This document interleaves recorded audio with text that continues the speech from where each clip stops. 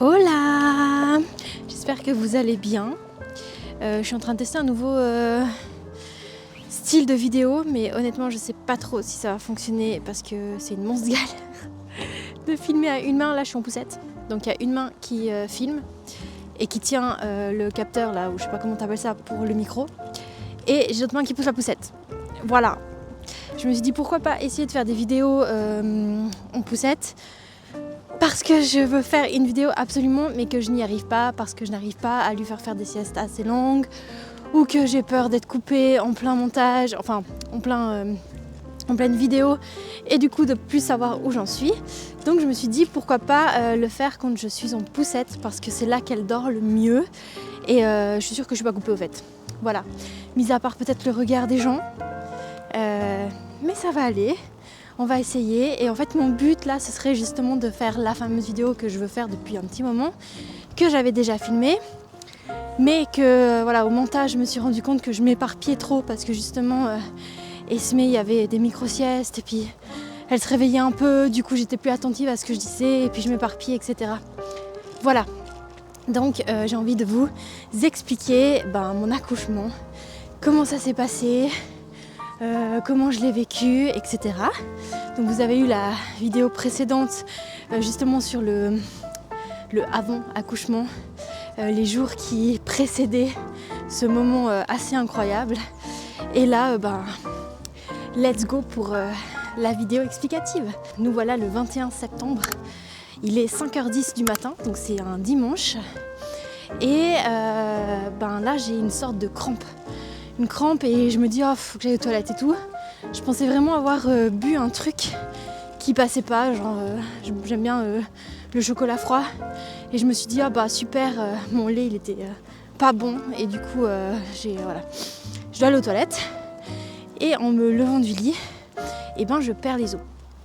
Voilà, donc je comprends pas tout de suite. Je me dis mince, je me suis pas retenue, genre j'ai un problème de périnée quoi. Et j'ai un petit doute, mais quand même, voyons l'état des choses, je me dis non mais quand même là ça doit être la perte des os. Bref, je vais aux toilettes, mon mari se réveille, je lui demande de regarder, de sentir, voilà, s'il n'y a pas d'odeur. J'arrivais pas à m'en rendre compte, je crois que j'étais un petit peu sous l'euphorie sans le savoir. Et effectivement il n'y avait pas d'odeur, c'était vraiment couleur transparente. Et on se dit ok j'ai perdu les os quoi, c'est le moment. Du coup on décide vers, c'était 5h28, de téléphoner à la maternité, qui nous disent de venir tout simplement, que c'est mieux, quand on perd les os, il me semble qu'on m'avait dit justement de pas trop attendre, que c'était mieux d'y aller directement. Donc nous y sommes allés, et le temps qu'on se prépare, je dirais, on est parti il me semble vers 6h10 si je me trompe pas, et jusque là j'avais pas de contraction. Voilà, c'est vraiment au moment de mettre mes chaussures et de monter dans la voiture que j'ai commencé à avoir des contractions un peu plus fortes, de les avoir tout court en fait finalement, mais ça allait dans le sens que tout le trajet, donc il faut dire qu'on avait fait 50 minutes pour se préparer, pour partir, et environ 25 minutes pour aller jusqu'à l'hôpital, donc jusque là ça allait, voilà. Les premières 50 minutes, pas de contraction. Et ensuite, c'était bien dans la voiture. Je commençais à les avoir, mais on pouvait chanter, en discuter. Vraiment, on était méga en paix. Moi, j'allais bien. Bon, quand j'avais une contraction, je disais juste « attends une minute ». Je la vivais, et après, on repartait dans nos discussions, etc. Donc, en soit, ça allait. Une fois arrivée à l'hôpital, donc là j'ai commencé vraiment que c'était plus de la rigolade. J'ai compris que là c'était plus de la rigolade. Une fois arrivée à l'hôpital, là c'était vraiment différent, où j'avais vraiment cette sensation d'avoir vraiment besoin d'aller aux toilettes. D'ailleurs une fois arrivée dans la salle pré-accouchement, ou je sais pas comment ils appellent ça, j'ai demandé à aller aux toilettes justement parce que j'avais l'impression d'avoir trop besoin. Mais bon, il n'y a absolument rien qui s'est passé. Et en revenant dans la salle, là, les contractions vraiment s'intensifiaient. Donc finalement, en l'espace de même pas une heure, tout s'est accéléré. Et la sage-femme sur place m'a mis le monito, donc on voyait bien qu'il y avait des contractions. Et elle m'a contrôlé le col quand même au bout d'un moment. Je sais plus, il devait être autour des 7 heures si je me trompe pas. Et je vous mettrai les horaires précis parce que je ne me rappelle plus du tout. Et en me contrôlant, elle me dit madame, vous êtes déjà à 5.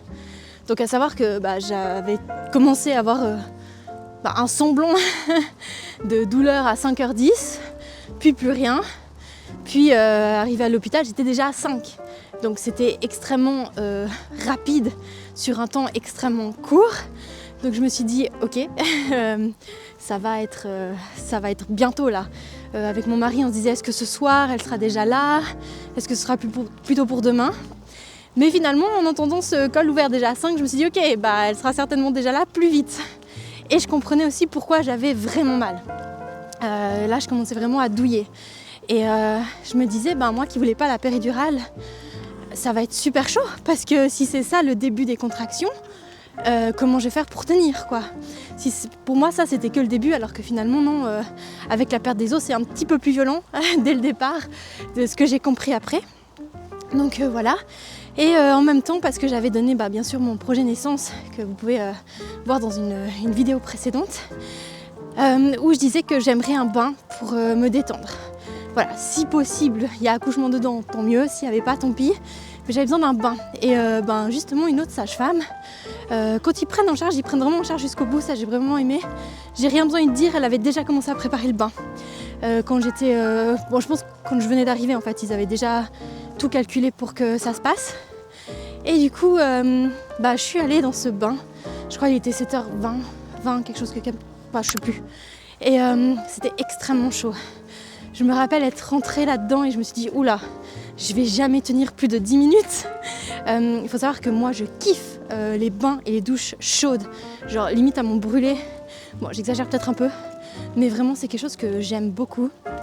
Et là, je me suis retrouvée dans un bain, finalement, qui était de la même température que ce que j'avais l'habitude de prendre, mais qui, sur le moment, me paraissait tellement chaud. Parce qu'il faut savoir qu'avec les contractions, déjà, tu souffres et puis tu es en effort. Donc du coup, j'étais déjà en transpiration et ce bain-là n'aidait pas et je me suis dit je vais jamais tenir plus longtemps. Bref, je suis quand même rentrée dedans et puis la sage-femme m'a dit écoutez, je sais plus, elle voulait nous laisser, puis si on avait besoin d'elle, on pouvait l'appeler quand on avait besoin et tout. Et ce qui s'est passé, c'est que je crois que j'ai même pas tenu 10 minutes pour lui dire écoutez, faut revenir parce que là j'ai vraiment besoin de pousser. Et c'était assez intense et en même temps je me disais mais en fait j'étais qu'à 5 il y a même pas 30 minutes. Je vais tout déchirer là si je commence à pousser maintenant. C'était un peu le seul truc où j'avais un peu la crainte, puis en même temps j'avais l'impression vraiment que mon corps c'était le moment quoi. Donc elle arrive et puis elle me dit non, allez-y madame, faites ce que votre cœur dicte en fait en gros. Et c'était super parce qu'elle était vraiment à l'écoute. Et j'ai vraiment beaucoup aimé tout ce moment. Et il s'avère que j'ai carrément accouché dans l'eau. Parce que j'y étais. Voilà, j'étais dans l'eau et puis j'étais à un moment donné où c'était trop tard pour en sortir.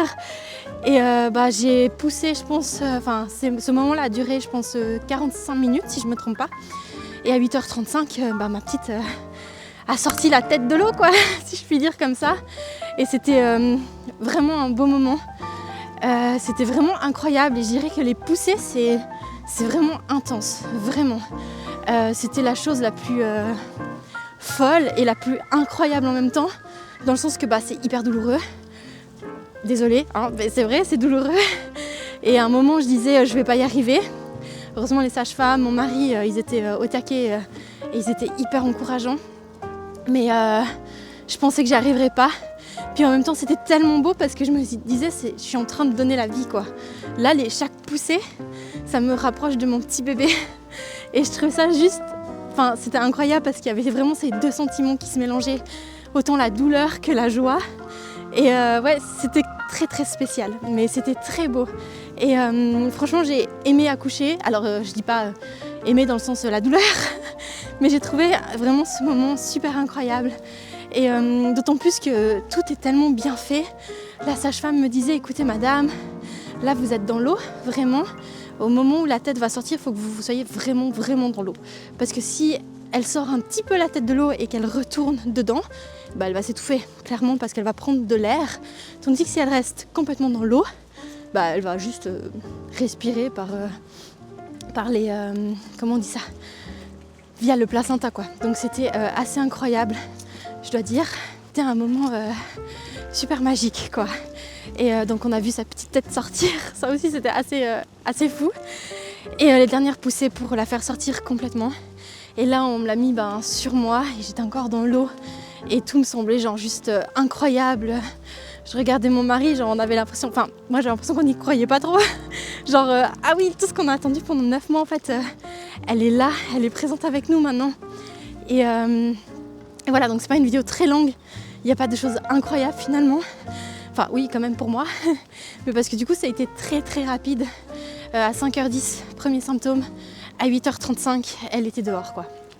Donc vraiment je rends gloire à Dieu pour tout ça parce que j'ai vraiment été tellement sereine durant tout le processus de grossesse et j'avais tellement hâte d'arriver à ce moment aussi d'accouchement et j'ai l'impression que voilà, le fait d'avoir été sereine aussi, ça a permis aussi à ce que l'accouchement se passe bien. Alors je sais pas les statistiques de ce genre de choses, mais selon mon point de vue et selon comment moi j'ai vécu la chose, j'ai l'impression que ça a joué vraiment un rôle, vraiment un bon rôle là-dedans.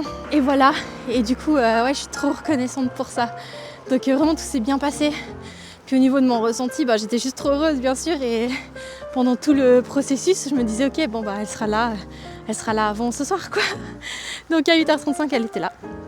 Et après, ce qui s'est passé, c'est que il fallait encore faire sortir le placenta, que bien sûr on n'a pas fait sortir dans la baignoire. Donc c'était assez marrant parce que ce qui s'est passé, c'est qu'on a tout simplement dû me sortir de la baignoire. Et comme Esmey était encore attachée par le cordon au placenta, il a fallu faire tout un micmac pour me sortir moi de la baignoire, sortir Esmey sans arracher le cordon. Donc c'était assez drôle.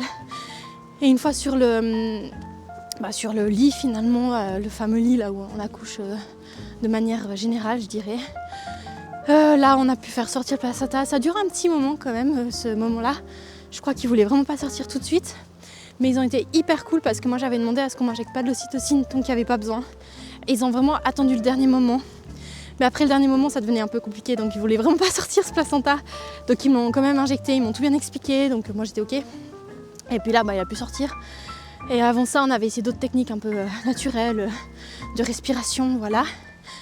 Et puis après, il faut savoir que j'ai aussi été déchirée, donc j'ai eu aussi des points.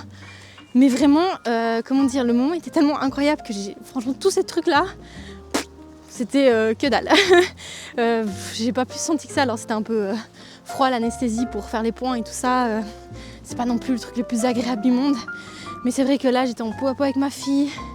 J'étais avec mon mari, on vivait vraiment ce moment-là à trois en fait un peu et c'était super. Je crois qu'on est resté 1h30 de temps dans la salle d'accouchement justement, juste à profiter de ce moment. Lucas il a aussi pu faire du pot à pot, moi j'ai déjeuné en même temps parce que du coup c'était le matin et on avait la dalle. Et et concernant le cordon, du coup c'est super beau parce que Lucas il a pu il touchait le cordon pour savoir s'il battait encore ou pas. Et justement au moment où il a arrêté de battre, il a dit ok, on peut le couper. Et ouais, c'est aussi assez spécial. Et après, elle nous a montré, la sage-femme, comment se présenter le placenta et tout, où le bébé se situait dans le ventre, dans la poche et tout. Et c'était aussi assez fou de voir tout ce côté-là, mais de manière très visible finalement. Et ouais, c'était super chouette. Donc voilà un peu pour le topo de cette matinée accouchement finalement, où j'ai été vraiment bénie parce que ça s'est passé super vite et pour ça je suis super reconnaissante encore une fois. Et voilà quoi. Donc je tiens à dire quand même que chaque accouchement se passe différemment. Chaque femme est différente, chaque bébé est différent aussi et voilà. Mais je pense aussi que mon accouchement peut aussi amener un peu de joie parce que c'est vrai que des fois on voit des accouchements un peu douloureux ou qui durent super longtemps. Et non, des fois il y a des choses qui se passent super bien aussi, même au niveau de l'accouchement. Et si j'ai un truc à dire, c'est faites-vous confiance. Votre corps est fait et prévu pour ça et vous en êtes totalement capable en fait. Que ça dure plus longtemps ou moins longtemps, vous êtes capable parce que vous avez tout pour le faire. Et vraiment, faites-vous confiance. Faites-vous confiance à vous, faites-vous confiance à votre bébé aussi. Ressentez les choses, vivez les choses à 100%. Et ouais, vous verrez, c'est vraiment incroyable. C'est beau, incroyable. Et juste vous donner la vie, quoi. On donne la vie, nous les femmes. Donc c'est juste magique, quoi. Voilà. Donc c'est tout pour cette vidéo. J'ai déjà quelques idées pour d'autres et futures vidéos. J'espère que j'aurai le temps de filmer parce que c'est vrai qu'avec cette nouvelle vie, c'est pas évident, c'est un peu plus compliqué. Mais c'est tout aussi beau, hein. C'est des challenges à relever, tout simplement. Mais oui, je pense que je vous ferai une vidéo sur le post-accouchement aussi, enfin le postpartum du coup, comment je l'ai vécu. Et peut-être une vidéo aussi spécifiquement par rapport à mon rapport à l'allaitement, comment ça s'est passé et comment je nourris actuellement Ismay, quoi. Et tout ce qui s'ensuit. Voilà, là, imaginez, dimanche, elle a déjà 2 mois. Donc, je suis un peu en retard sur la vidéo, on va dire, mais mieux vaut tard que jamais, n'est-ce pas? Voilà. Alors, je vous souhaite à tous et à toutes une belle journée. Je ne sais pas à quelle heure vous allez regarder cette vidéo. Une belle nuit, si jamais. Et vraiment, faites-vous confiance, les futurs parents. Vous allez y arriver, vous assurer. Et voilà. Allez, la bise!